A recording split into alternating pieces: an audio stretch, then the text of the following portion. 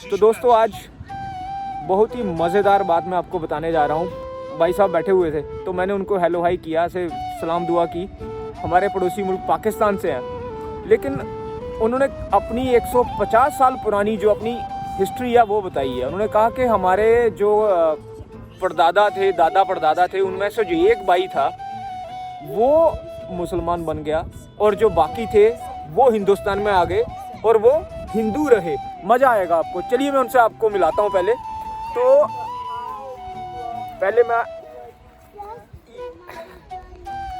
आप पहले अपना नाम बताएं हमें। जी अस्सलाम वालेकुम, मेरा नाम राजा तारक महमूद है।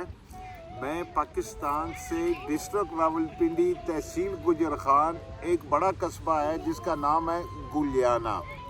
हमारी जो कौम है या ज़ात जो कहते हैं, हम रायज़ादे हैं। बेहाल क्लान से हमारा बिलोंग है। हमारी जो आगे जो ब्रांचें हैं, शाख हैं, उनमें बख्शी हैं, दीवान हैं, दत्त हैं और दीवान हैं। मेरे जो बड़े जो था 1000 साल पहले, वो एक बड़े या छोटे किंग थे, उनका नाम था रायज़ादा दीवान दुनी चंद। तो उनकी मैं औलाद हूँ। उनमें से उनका एक बेटा था। काफ़ी जनरेशनों के बाद मेरा जो परदादा थे उनका नाम था गुरान दिता गुलियाना के, और उसके बाद वो मुसलमान हो गए थे। और उनके जो थे रिश्तेदार वो थे एक हेड मास्टर गुरदयाल रायज़ादा, उसकी 2 बेटियां हैं, वो अम्बाला में कहीं होती हैं। अभी वो तो भी बहुत बूढ़ी हो गई होंगी, पता नहीं जिंदा हैं या नहीं है। 30-40 साल जर्मनी में रह के आया हूँ, तो अभी यहाँ इंग्लैंड में शिफ्ट हुआ हूँ। तो मेरे बच्चे छोटे छोटे हैं, उनको मैं इंग्लिश पढ़ाना चाहता हूँ और उर्दू पढ़ाना चाहता हूँ। मैं नहीं चाहता था कि मैं अपने बच्चे जर्मनी को गिफ्ट कर दूँ। इनको 40 साल के बाद ये महसूस हुआ कि कहीं मेरी जो आइडेंटिटी है, मेरे जो बच्चे हैं, मेरा जो सरमाया है, मेरी जो प्रॉपर्टी है, वो इनमें कहीं खो ना जाए। तो 40 साल बाद इन्होंने ये रियलाइज़ किया कि अभी मुझे कहीं और जाना चाहिए, यहाँ मेरी आइडेंटिटी भी रहे, मेरे बच्चे जो हैं उर्दू के साथ जुड़े रहें। कहने का मतलब ये है कि अपने रूट्स के साथ जुड़े रहें। मैं एक बात कहना चाहता हूँ अपने सब दोस्तों के जो फॉरेन में रहते हैं जी। हम लोग गरीब थे या हमें और कोई प्रॉब्लम थी, हम लोग यूरोप में आए, अमेरिका में गए, सारा कुछ किया, तो हम समझते हैं हमने बहुत पैसा कमाया, बड़ा नाम कमाया। मगर हम लोग एक बात भूल जाते हैं कि हम अपनी औलादें, अपनी जो नस्ल है, वो हम यूरोप को, अमेरिका को, सबको दे के मर जाएंगे। इसका क्या फ़ायदा हुआ? हमको अपने बच्चों को इंडियन बनाना चाहिए, पाकिस्तानी बनाना चाहिए, या जहाँ से हमारी मिट्टी उठी है वहाँ इनको लेके जाना चाहिए। ना कि हम आए यहाँ यूरोप में पैसे कमाने के लिए, पैसे कमा लिए मगर उन पैसों के बदले अपनी बच्चे दे दिए। ये क्या बात हुई? बिल्कुल। अपनी नस्ल दे दी उनको, ये अच्छी बात नहीं है।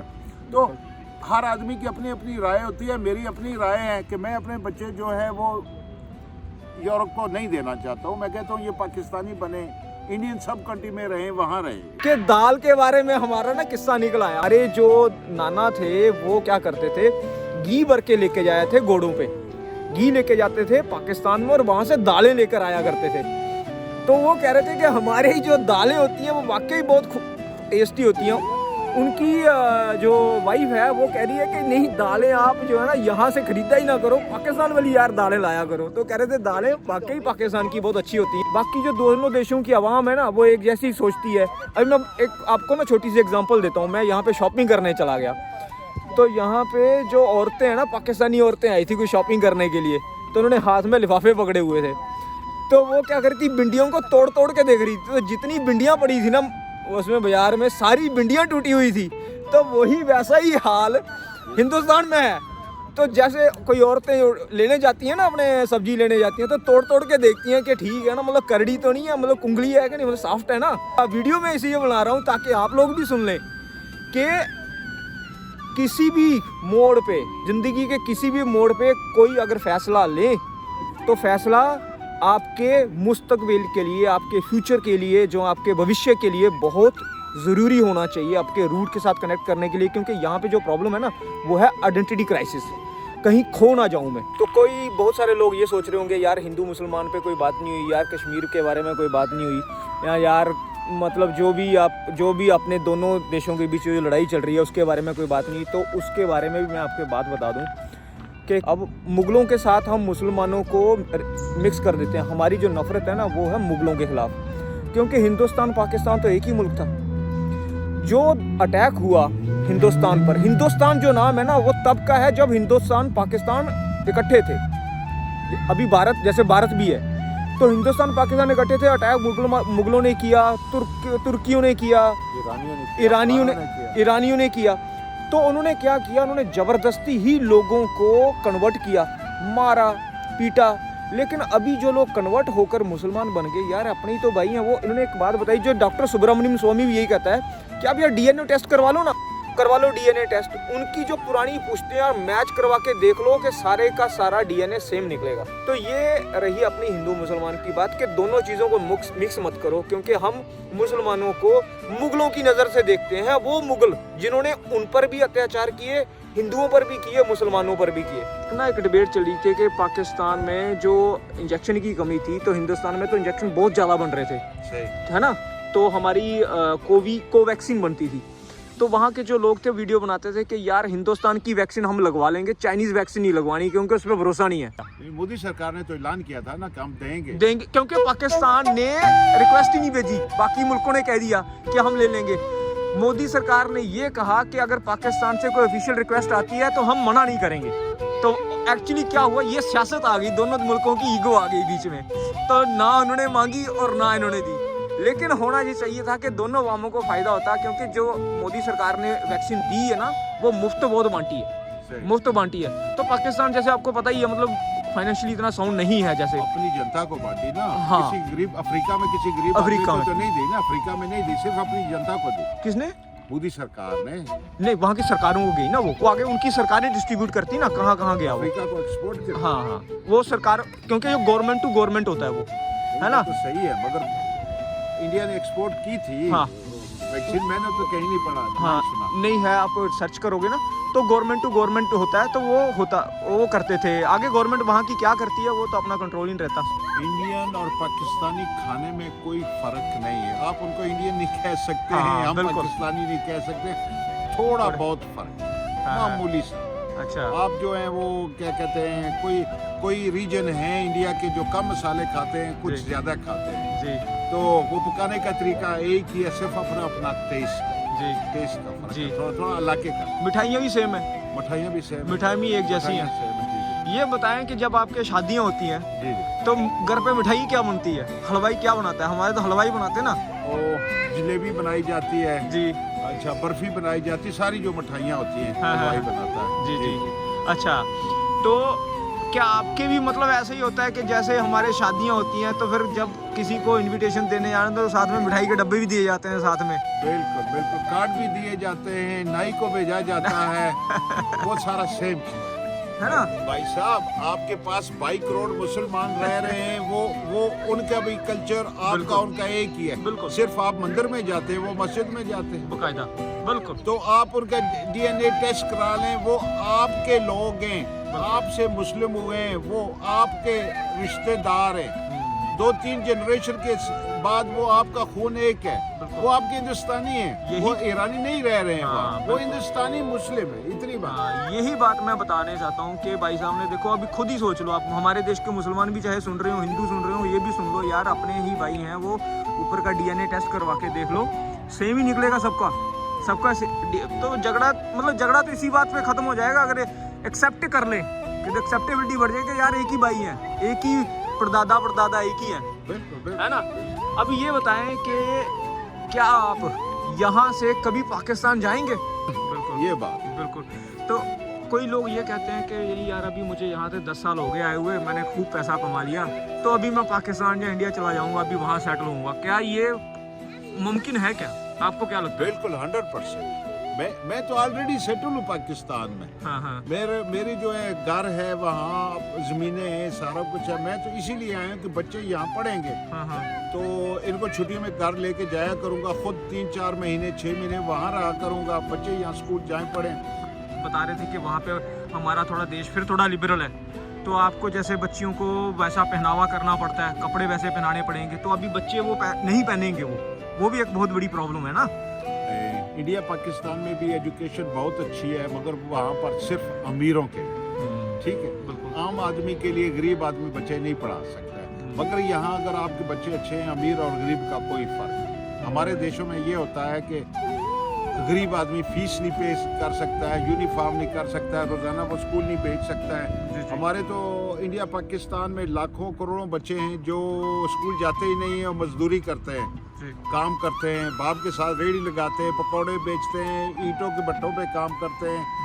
तो उन गरीबों के लिए प्रॉब्लम है ज़्यादा। एक चीज़ बताओ कि हिंदुस्तान और पाकिस्तान, आप दोनों मुल्कों के बीच कैसे दोस्ती हो, दुश्मनी कैसे खत्म हो, लड़ाई कैसे खत्म हो? देखिए, सबसे बड़ी जो प्रॉब्लम है वो हमारा और आपका कश्मीर का मसला, ठीक है, वो मसला हल होना चाहिए। मैं ये नहीं कहता हूँ कि आप लोग दे दो हमें कश्मीर, ठीक है, या हम आपको दे दें, कोई बीच का रास्ता निकलना चाहिए।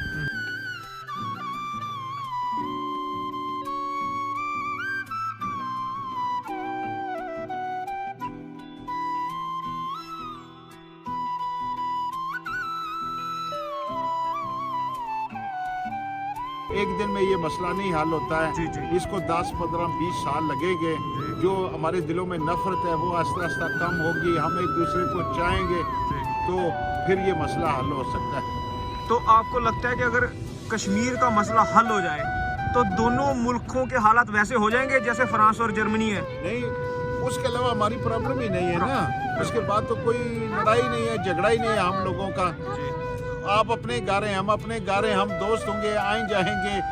आप इस्लामाबाद देखेंगे, हम बम्बई जाएंगे, आप कराची जाएंगे, हम देखेंगे, वो वीज़े की भी नहीं ज़रूरत होगी। तो ये बताएं आप कि दोनों मुल्कों की जो नफ़रत है ये आपने बता दी, कारण क्या है। अभी ये बताओ कि उस नफ़रत को कम करने के लिए जो हमें फैसले लेने चाहिए, छोटे छोटे स्टेप्स उठाने चाहिए ना, कदम उठाने चाहिए, आगे आगे बढ़ना, क्या क्या करना चाहिए?